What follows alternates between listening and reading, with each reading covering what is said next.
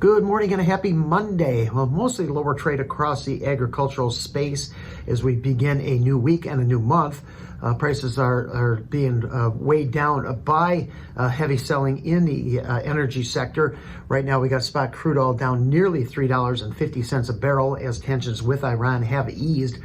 U.S. dollar is moderately higher while U.S. stock indices are lower. Well, January was very dry and quite warm across east central growing areas of Argentina and southern Brazil. We do have much better prospects for rain this week, which would provide some much needed relief in this region. In the U.S., mostly dry across the central Midwest this week with showers favoring the Delta and the eastern Corn Belt. Virtually no precipitation this week for the central and southern U.S. plains.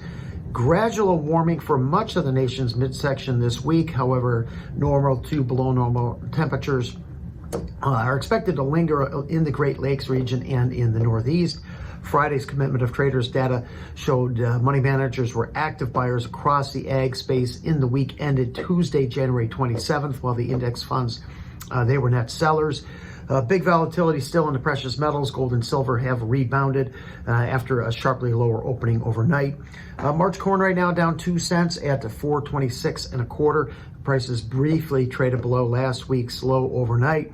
Usage for ethanol production in the month of December is to be released after today's close. The average estimate is coming in at around 475 million bushels, which would be down from 480. That was the usage figure from December of 24.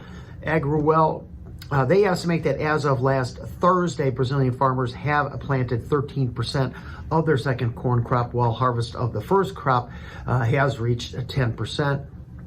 U.S. cattle inventories as of January 1st, they had fallen 0.4% year over year, down to 86.2 million head, and that is the lowest cattle figure since 1951. In the soybeans, beans right now down 6 cents. March is at 10.58 1/2. It is off session lows, however, having traded down to 10.51 3/4 overnight. Next support is at the January low, that at 10.37 3/4. March oil, that's down 50 points, right at 53 cents even, while meal, that has recovered a little bit, currently up 70 cents a ton at 294.30. We get census crush after the close today, expected to come in around 230 million bushels. If realized, that would be the second highest crush figure ever and up from 220 million bushels in November. Oil stocks are expected to jump 5% to 2.279 billion pounds.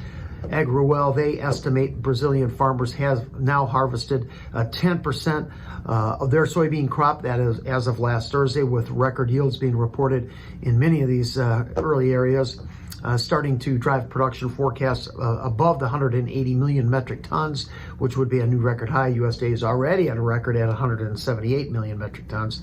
Also waiting monthly data from the EIA on the biofuel and renewable diesel production capacity and feedstock usage. Wheat prices 3 to 5 lower, 3 to 6 lower now across the three classes this morning.